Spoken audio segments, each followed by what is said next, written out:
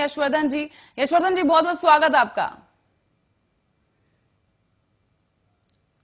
आपको बता दें, दिलीप यशवर्धन जी हमारे साथ राजनीतिक विश्लेषक जुड़ चुके हैं, जिनसे हम समझेंगे कि इस बार चुनावी समीकरण क्या कुछ बन रहा है, क्योंकि जैसे जैसे जो चुनाव के चरण बढ़ते गए और अब हम अंतिम चरण में प्रवेश कर चुके हैं, तो कई समीकरण इस वक्त बदल चुके हैं। जो छोटे दल हैं इस वक्त काफी सक्रिय भूमिका में सामने आ रहे हैं, और इसी के साथ ही पूर्वांचल, जो कि एक बड़ा जो है गढ़ माना जाता है, और पूर्वांचल से ही लखनऊ तक का रास्ता तय होगा, और लखनऊ की गद्दी कहा जाता है कि सीधे दिल्ली गुजरती है। और इसी के साथ ही अब समझेंगे कि इस बार क्या लग रहा है, पूर्वांचल में किस तरह की हवा बह रही है। हालांकि विकास कार्यों को लेकर एक अहम मुद्दा इस बार जनता के सामने आया है।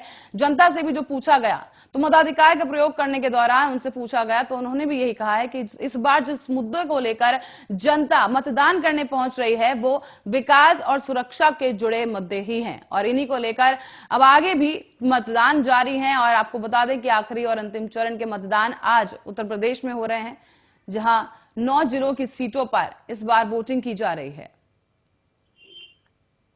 साथ ही आपको बता दें कि मताधिकार का प्रयोग करने के लिए भी लगातार अपील की जा रही है जनता से, जहां पर तमाम नेता और विधायक जनता से मतदान करने की अपील कर रहे हैं। हम आपको बताते चलें कि इस बार 7वें चरण का चुनाव हो रहा है। 7वें चरण के मतदान है, जहां 9 जिलों की करीब 54 विधानसभा सीटों पर मतदान किए जा रहे हैं। जनता के बीच खासा उत्साह देखने को मिल रहा है।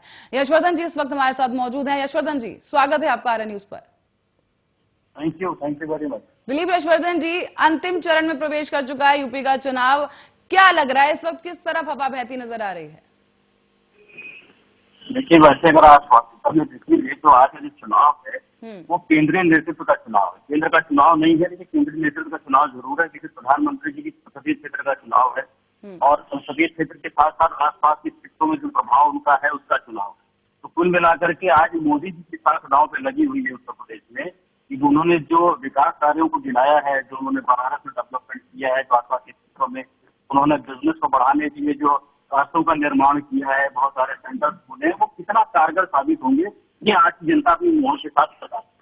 पर यशवर्धन जी, इस बार कई समीकरण बदलते हुए दिखे। यूपी, अगर बीजेपी की बात करें तो बीजेपी की जो यूनिटी 2017 में दिखी थी, कहीं ना कहीं इस बार वो नहीं दिख रही है, और खुद प्रधानमंत्री को रैली करने के लिए उतरना पड़ा काशी की सड़कों पर, वाराणसी की सड़कों पर। तो क्या लगता है, इससे क्या जो है कयास लगाए जाए कि खुद उन्हें मैदान में आना पड़ा? प्रधानमंत्री जी तो हमेशा मैदान में उतरते हैं। आप कोई चुनाव देखिए कि 2014 के बाद से हर चुनाव में प्रधानमंत्री जी के दौरे होते ही होते हैं। लेकिन आपने जो कहा ना विरोधाभास, मैं एक तस्वीर आपको विरोधाभास की भी दिखा रहा हूँ। मुख्यमंत्री और उप मुख्यमंत्री दोनों बड़े चेहरे हैं उत्तर प्रदेश में भाजपा के, लेकिन मुख्यमंत्री के क्षेत्र में केशव प्रसाद मौर्य चुनाव का प्रचार करने नहीं गए, और करहल सीट पर मुख्यमंत्री चुनाव का प्रचार करने नहीं गए। तो ये जो अंदरूनी लड़ाई है, कि जनता देख रही कि अंदर किस तरीके से विरोधाभास है, ये दोनों बड़ी हस्तियों में आपस में टकराव चल रहा है, और ये साइलेंट तरीके से चल रहा है। लेकिन साइलेंट तरीकों को पार्टी को ऐसा लग रहा है कि जनता नहीं समझ रही है, लेकिन जनता समझ रही है। तो यशवर्धन जी, कहीं ना कहीं ये भी कयास लगाए जा सकते हैं कि इस बार फिर से एक बार पीएम मोदी के चेहरे पर चुनाव लड़ा जा रहा है उत्तर प्रदेश में? नहीं, अब वो बात नहीं रहेगी। ये चुनाव पीएम मोदी के चेहरे पर नहीं, लड़ने को लड़ा जा रहा है, लेकिन रिजल्ट पीएम मोदी के चेहरे पर नहीं आएगा। देखिए, अखिलेश यादव जी के संसदीय क्षेत्र आजमगढ़ का चुनाव है, वो फिर राज्यभर जो बड़ा गठबंधन माने जा रहा है समाजवादी पार्टी के लिए, उनके सीट पर चुनाव है। और वाराणसी को अगर छोड़ दीजिए तो जो आसपास के एरिया है, मऊ है, आजमगढ़ है, ये मुस्लिम बहुल एरिया है, और मुस्लिम बहुल एरिया में मुस्लिम पोलराइजेशन हो रहा है। वो पोलराइजेशन समाजवादी पार्टी की तरफ जा रहा है, और अगर छोटी पार्टियों की तरफ जा रहा है तो छोटी पार्टियों का गठबंधन भी समाजवादी पार्टी की तरफ ही है। तो आज बहुत बड़ी चुनौती है भारतीय जनता पार्टी की। हालांकि पूर्वांचल भारतीय जनता पार्टी से कहा जाता है, लेकिन जो बहुतायत क्षेत्र भारतीय जनता पार्टी के थे कुछ छठे चरण में निपट गए। आज का जो चरण है वो बहुत डिसाइडिंग फैक्टर होगा। और देखिए, मऊ में सबसे ज्यादा वोटिंग अभी तक हुई है। अगर प्रधानमंत्री जी का या भारतीय जनता पार्टी का ये डेवलपमेंट का प्रभाव चुनाव में होता तो अब तक वोटर उमड़ के आ गया होता। क्योंकि गर्मी का मौसम है, आज 4-5 घंटे हो गए हैं, 9 बजे तक सिर्फ 9% वोटिंग रिकॉर्ड गिरी गई थी।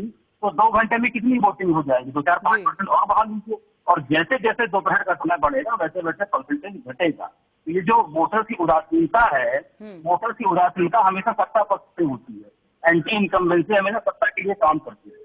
और ये बात मैं पहले चरण से कहता चला रहा हूँ कि जितना वोटर वोट देने नहीं जा रहा है, ये सत्ता का वोटर है जो वोट देने नहीं जा रहा है, या मिडिल क्लास का वोटर है जिसको सरकार से कुछ नहीं मिलता है, ये वही वोटर है जो वोट देने नहीं निकल रहा है और राजनीति के प्रति इसकी उदासीनता बढ़ती जा रही है। इसका मतलब ये है कि अगर आपने धरातल पर काम किया है तो जनता प्रभावित होगी, लेकिन खाली स्टेटमेंट है, चाहे किसी भी पार्टी के हो, उससे जनता आप प्रभावित नहीं होगी। पर यशवर्धन जी, जैसे कि आपने कहा कि जनता नहीं जा रही, कहीं ना कहीं कश्मकश जनता के मन में भी है, क्योंकि सभी के कार्यकाल उन्होंने देखे। इस बार कहीं ना कहीं उन्हें विकल्प नहीं नजर आ रहा है, इसलिए वो चुनाव का मतदान करने नहीं जा रहे हैं। क्या लगता है मुख्य कारण क्या कुछ है? क्योंकि जाहिर तौर पर 2012 और 2017 के मुकाबले काफी कम मतदान इस बार हुआ है, 1%, 2% की कमी जरूर आई है। तो इसको लेकर आप क्या कुछ कहेंगे? इस बात का संज्ञान पहले तो राजनीतिक पार्टियों को लेना जरूरी है और उसके साथ साथ इलेक्शन कमीशन को इससे सोचना बहुत जरूरी है। इलेक्शन कमीशन की जो कोर ड्यूटी है वो यही नहीं है कि मतदान शांतिपूर्ण तरीके से हो, ये भी है कि मतदान ज्यादा से ज्यादा हो और वो ज्यादा से ज्यादा आपको 100%। लेकिन हर बार इलेक्शन कमीशन की क्षेत्र में उदासीनता दिखाई देती है। इलेक्शन कमीशन वोटर को जागरूक करने के लिए कोई अभियान नहीं चलाता है। ये इलेक्शन कमीशन की संवैधानिक ड्यूटी है, उनको संवैधानिक कॉन्स्टिट्यूशनल बॉडी को इसीलिए बनाया गया था कि जो डेमोक्रेसी है उस डेमोक्रेसी का असली मतलब निकल के आए, और वो मतलब तभी निकल के आ सकता है जब वोटर वोट देने जाएंगे। अगर किसी पार्टी को या किसी नेता को वोट देने नहीं चाहते हैं तो नोटा बटन दबाएं। नोटा का जो उद्देश्य है या जो नोटा का पर्पस है या जो नोटा की महत्वता है, ये जनता को पता ही नहीं है। 2009 में ये एक अहम फैक्टर हो जाता है कि जनता को अपने मताधिकार का पूर्ण जो है ज्ञात ही नहीं है। तो जनता को मैं आपके माध्यम से भी और यहाँ बताना चाहूंगी कि आप मतदान करने जरूर जाएं। अगर आप किसी पार्टी के पक्ष में नहीं वोट करना चाह रहे हैं तो वहां एक ऑप्शन उसके लिए भी है कि आप वोट नहीं कर सकते हैं, वहां उस पर बटन क्लिक कर सकते हैं, पर मतदान जरूर करें। चलिए यशवर्धन जी, आपसे यहाँ पर एक और सवाल यहाँ पे मैं उठाना चाहूंगी कि इस बार कई हॉट सीट यहाँ पर पूर्वांचल में देखी गई है, जैसे मिर्जापुर की अगर बात कर लें, आजमगढ़ की बात कर लें, तो उनको लेकर क्या लगता है, क्या कुछ समीकरण है और बीजेपी के लिए कितना मुश्किल होने वाला है? क्योंकि दो बड़े यहाँ पर जो कद्दावर नेता हैं वो बीजेपी के हाथ से चले गए। स्वामी प्रसाद मौर्य की यहाँ बात की जाए, ओपी राजभर की जहां बात की जाए, काफी बड़ा एक वोट बैंक जो है कहीं ना कहीं बीजेपी के हाथ से निकल गया है। तो क्या लगता है पूर्वांचल में भी इसका असर देखने को मिलेगा? बहुत ज्यादा नहीं मिलेगा। ओपी राजभर का बहुत बड़ा क्षेत्र नहीं है, बहुत छोटे कम क्षेत्र में ओपी राजभर का प्रभाव है। ओपी राजभर अपनी सीट जीत जाएंगे लेकिन वो क्षेत्र को प्रभावित नहीं कर पाए। लेकिन हाँ ये है कि अगर राजभर के फेवर में वोटिंग नहीं हो रही है, जितने के फेवर में हो रही है, नुकसान तो भाजपा का ही हो रहा है। या स्वामी प्रसाद मौर्य के चले जाने से जो पार्टी का नहीं नेता का कोर वोटर होता है वो नेता के साथ शिफ्ट कर देता है, तो उतना नुकसान तो भारतीय जनता पार्टी को हो ही रहा है। और ये डैमेज कंट्रोल करने का समय भी पार्टी के पास नहीं था। पार्टी ने जो बहुजन समाज पार्टी के कोर वोटर में सेंध मारी, बहुजन समाज पार्टी को कहा जा रहा है कि इस समय भारतीय जनता पार्टी किसी चीज के रूप में ही काम कर रही है। तो ये बड़ा डिसाइडिंग फैक्टर होगा कि किसके कितने सीट आती है, उस सीट के हिसाब से इस बार समीकरण बैठेंगे और वो समीकरण में जो छोटी छोटी पार्टियां उनका बड़ा महत्वपूर्ण होगा। बिल्कुल, छोटी पार्टी जैसे अपना दल की अगर मिर्जापुर में बात की जाए, 3 सीट पर बीजेपी और एक अपना दल के पास है, एक निषाद पार्टी के पास है, तो इस बार भी मिर्जापुर की सीट भी काफी महत्वपूर्ण हो जाती है उस लिहाज से। हाँ बिल्कुल हो जाती है, लेकिन छोटी छोटी पार्टियां होती है जिनका अपने क्षेत्र में बड़ा प्रभुत्व रहता है, उस जाति विशेष पर प्रभुत्व रहता है। निषाद पार्टी का एक पर्टिकुलर क्षेत्र में तो एक एक दो 3 सीटें जो होती है वो सरकार बनाने के लिए बहुत महत्वपूर्ण साबित होती है, और ये बात ये लोग जानते हैं। आप देखिएगा आज की वोटिंग के पैटर्न के बाद इन पार्टियों से गठजोड़ की कवायद शुरू हो जाएगी। हर पार्टी जिसका वोट ज्यादा शेयर रहा होगा, जिसका वोटिंग शेयर ज्यादा रहा होगा, उसको वो अपने मिलाने की शुरुआत कर जी। दिलीप यशवर्धन जी, यहाँ पर इस बार एक और नई चीज है कि खुद अखिलेश यादव इस बार चुनावी मैदान में पहली बार विधानसभा का चुनाव लड़ रहे हैं, तो क्या लगता है ये कितना उनके फेवर में जा सकता है? हालांकि करहल सीट पर जो है गढ़ माना जाता है मैनपुरी सपा का, लेकिन बीजेपी भी पूरे दमखम के साथ है। एसपी सिंह को उनके सामने उतार दिया है, चेले कहे जाते थे, उनके समर्थक थे और काफी लंबा समय उन्होंने सपा के साथ तय किया है।